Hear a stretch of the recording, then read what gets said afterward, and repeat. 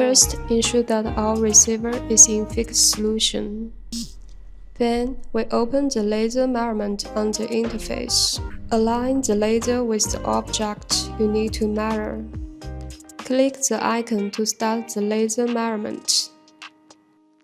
Now, we open the point library. You can see the point we just measured. Select the point and click Stake Out. We can start staking. Click the laser icon to open the laser staking. Follow the prompt above to locate the staking point.